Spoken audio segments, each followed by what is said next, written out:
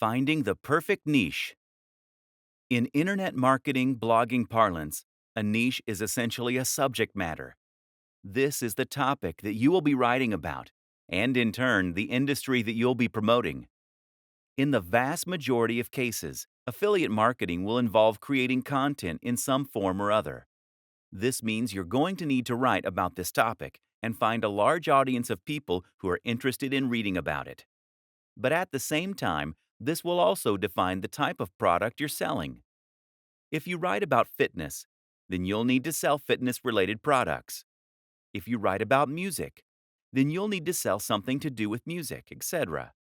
Depending on your niche, you may find that products and services tend to gravitate more toward the high end or the low end. Choosing the right niche is very important when trying to become a successful affiliate.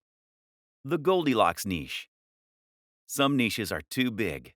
Some are too small. Others are just right. That third category, of course, is the type of niche that you want to find, and the kind that will help you get the very best results. An example of a niche that is too big would be something like bodybuilding. Meanwhile, a niche like bird sewing patterns is just too small. So that Goldilocks niche is somewhere in between. For example, instead of writing about bodybuilding, you could write about bodybuilding for students. This is still a big niche, but it's also a little more specific than bodybuilding generally, and you'll face a lot less competition. More considerations when choosing your niche.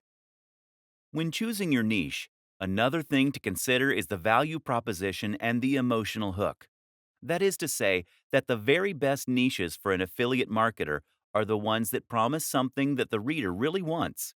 Bodybuilding is a great niche in this regard because it promises to help people get into shape. This is something that many of us will have a strong emotional reaction to. We all want to be stronger, fitter, and more defined. And we believe that we'll be more attractive, more confident, and happier as a result. Buying an ebook on fitness seems like a great first step to becoming hot and sexy, and thus we're very happy to spend $30, $50, or $100. Now compare this to the cat niche. The thing is, no matter how much someone loves cats, a cat jumper isn't going to change their life. That means you can't charge much more than $5 or $10 for it. This means you need a much higher turnover in order to make the same amount of profit. The single most important factor: your involvement with said niche. If you don't know anything about fitness, then you should not create a blog about fitness. If you have no particular interest in knitting, then stay away from that niche. The only caveat is this rule: if you are working with a writer or advisor who does love the subject,